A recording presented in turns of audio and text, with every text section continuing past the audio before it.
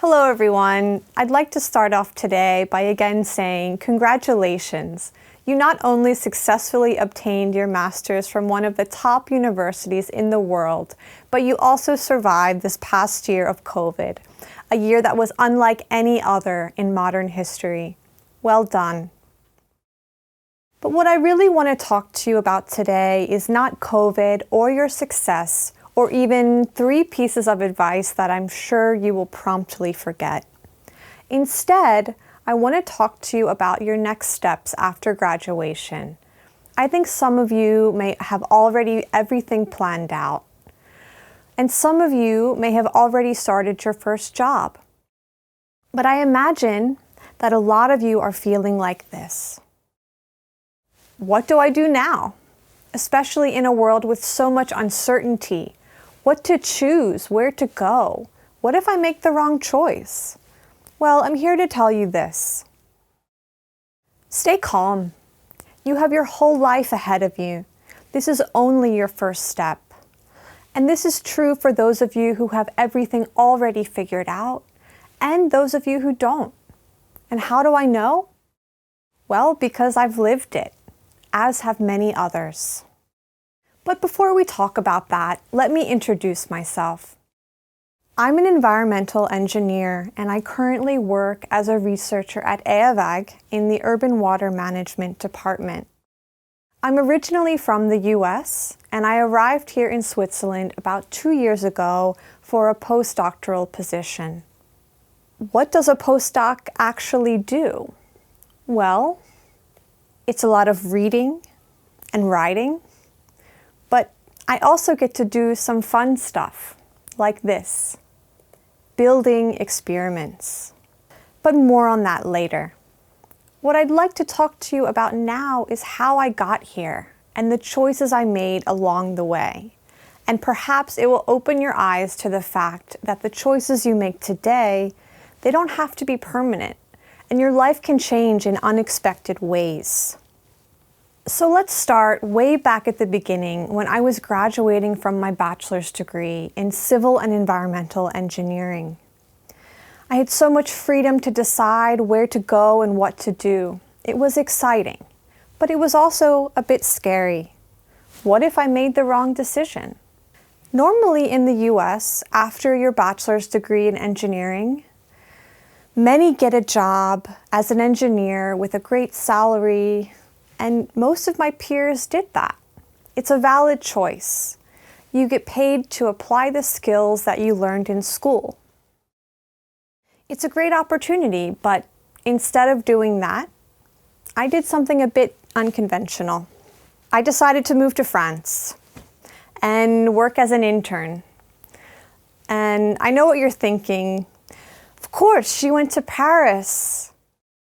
That would be the only reason she would leave a comfortable engineering job and a nice salary to go to a strange place with a strange language and a lot of croissants.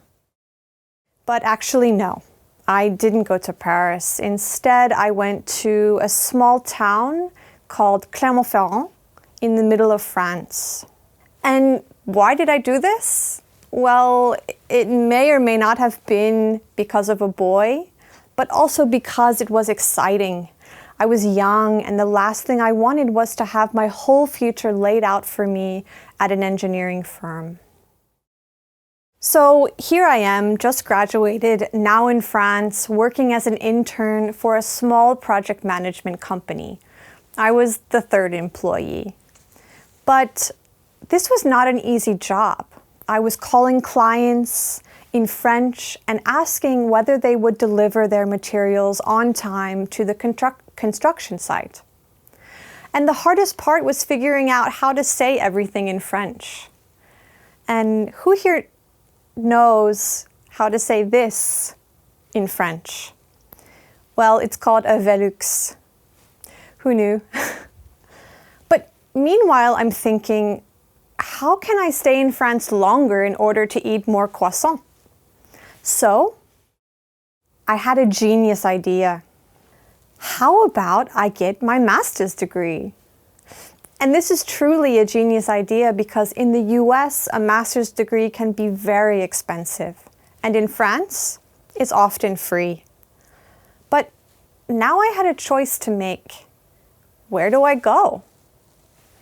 So I narrowed it down to two options: a master's degree in industrial engineering, specializing in energy and economics, or a master's degree in management and sustainable development. So basically deciding between destroying the world or saving it. However, I soon realized that the choice wasn't that black and white. I wasn't sure what to do, so I talked it over with one of my mentors from University of Maryland. And he told me to think about what would be more useful in the future, and not just something that seems idealistic. And the IFP school had a very good reputation, and it would likely be easier to get a job afterwards. However, the other program was just getting started and really had no reputation at all. So, although it may be surprising, I enrolled at the IFP school to study energy and economics. And there was a moment in the beginning where I thought, what did I get myself into? I'm supposed to save the world from oil companies and not join them. But when you make a choice, you stick to it. And the more I started to learn about energy, the more I started to understand that things are not as simple as I thought. I gained a new perspective, putting real numbers and theories towards the enormous energy demand that we have on this planet. And when you have inside knowledge and you can speak the inside language, only then can you understand how to make change. One of the most interesting pieces of inside knowledge that I learned during this degree was how to optimize. And for those of you who are unfamiliar, optimization is simply defining something that you want to minimize, like cost, or maximize, like the production of goods, and then setting the constraints to achieve this function.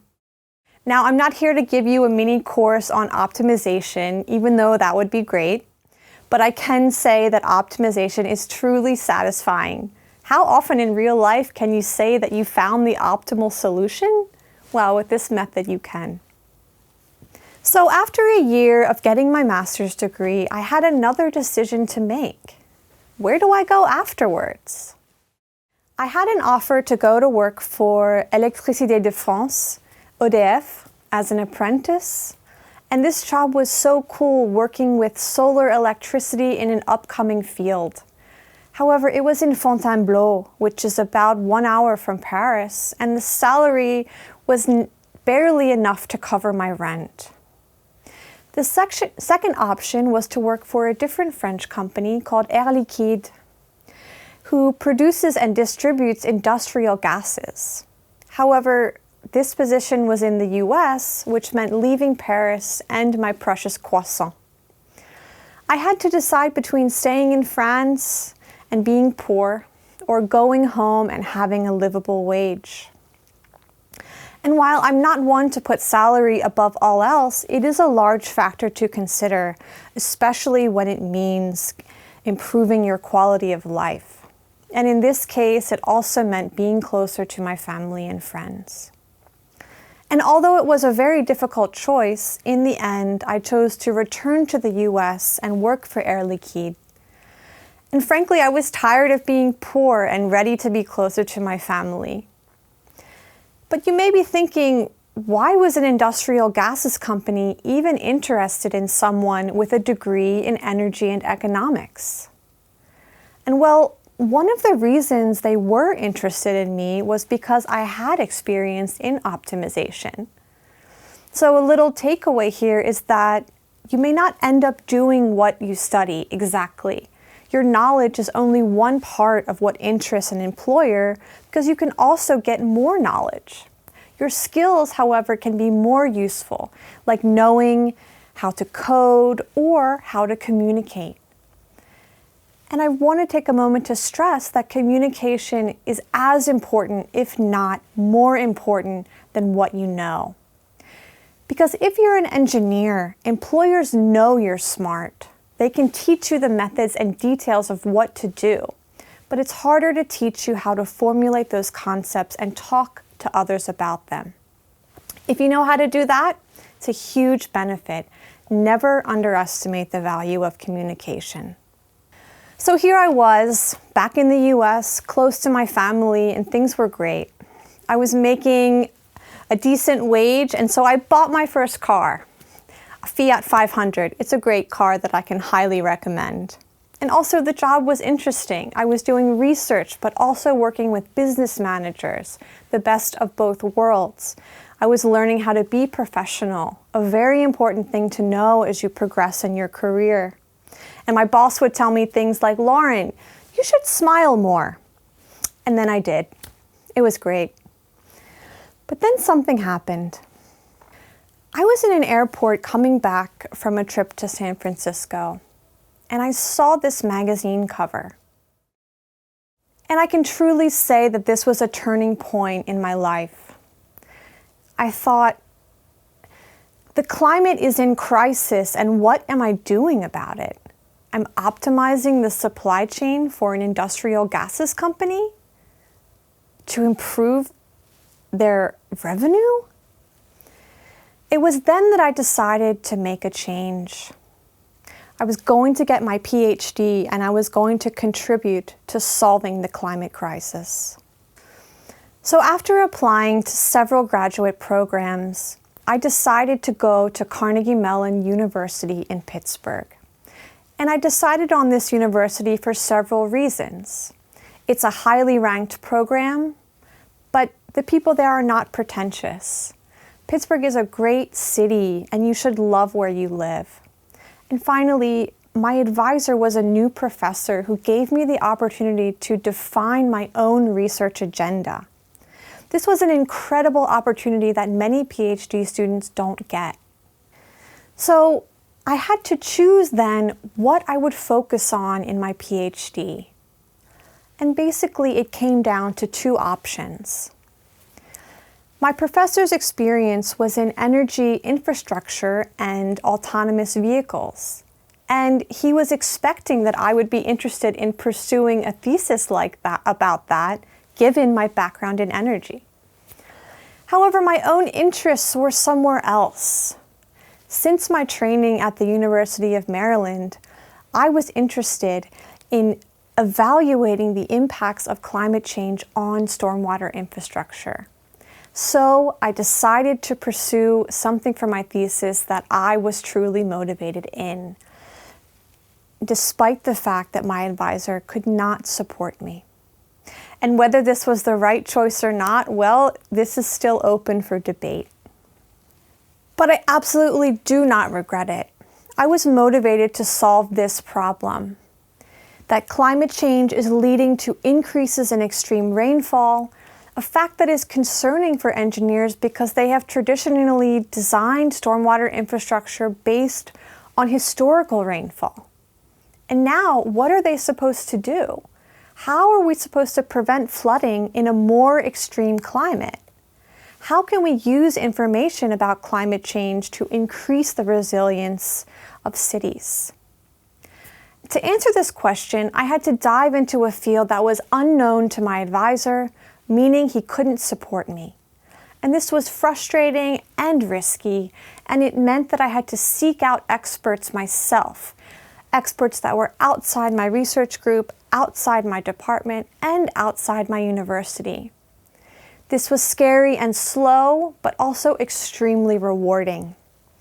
I got to learn about climate modeling, and I was able to teach climate scientists how the information they produce can be used by engineers to design stormwater infrastructure in the future and improve resilience. As much as I would love to spend the rest of the day talking to you about the importance of climate resilience, there's unfortunately not enough time. Instead, I refer you to my dissertation, which I successfully defended after 4 years as a PhD student. I had to struggle to find my own way, but I also got to lead the way into a new field and become the expert in using climate change projections to increase the resilience of stormwater under uncertainty. But as my PhD came to an end, I was again feeling like many of you are today. What now? And eventually I narrowed it down again to two options.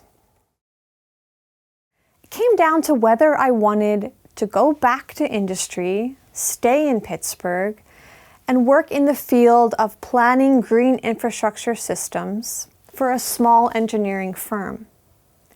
Or whether I wanted to stay in academia and move to Europe, working for EAVAG as a postdoctoral researcher.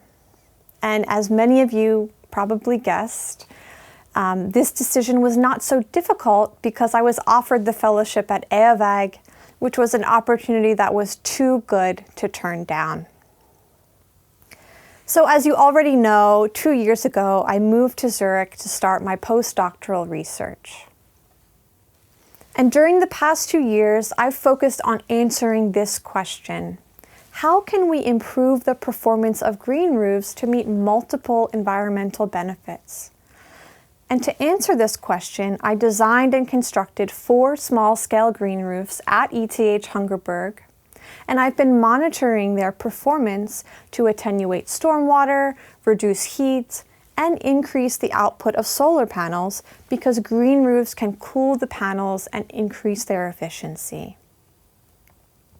And during this time, I had the opportunity to work with many exceptional technicians, students, and researchers who have made my job very rewarding. However, the job did not come without difficulties, including integrating into a new country, learning a new language, and gaining expertise in an area that was unknown to me.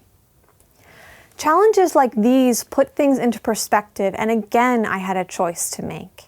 Stay in academia, here at EAVAG, or return to the US and again to work in industry. And I did a lot of soul searching because both of these jobs have benefits, but both have challenges, as with any job. But in the end, I know that I'm meant to do research and work with students. So this is why I'm happy to announce that I'll join the Urban Water Management Department at EAVAG as a group leader. And my future research will evaluate how blue-green infrastructure systems can improve urban sustainability and resilience. And if you're interested in learning more, please don't hesitate to contact me. So after 10 years of searching and decisions, we arrive here today. I've found a career that's fulfilling to me, and I can use both sides of my brain, the technical side and the creative side. And I encourage you to think about what fulfills you, and it will be different for everyone. And then pursue that. You may not be successful at first, but you have time to discover what your place is in the world. So to conclude, I'd like to summarize with 3 pieces of advice that you will promptly forget. First, never underestimate the power of an engineering degree or communication. The world is open to you because you are engineers graduating from ETH. Don't forget that. Second, when you are deciding what to do, make the choice that feels right to you at the time. It may not always be right, but you can always change your mind. You can learn from every experience and bring that to your next opportunity. And finally, you will eventually be led to a career that you truly value, but figuring out what that is might take some time.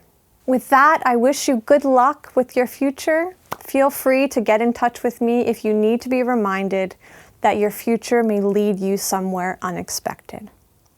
Thank you.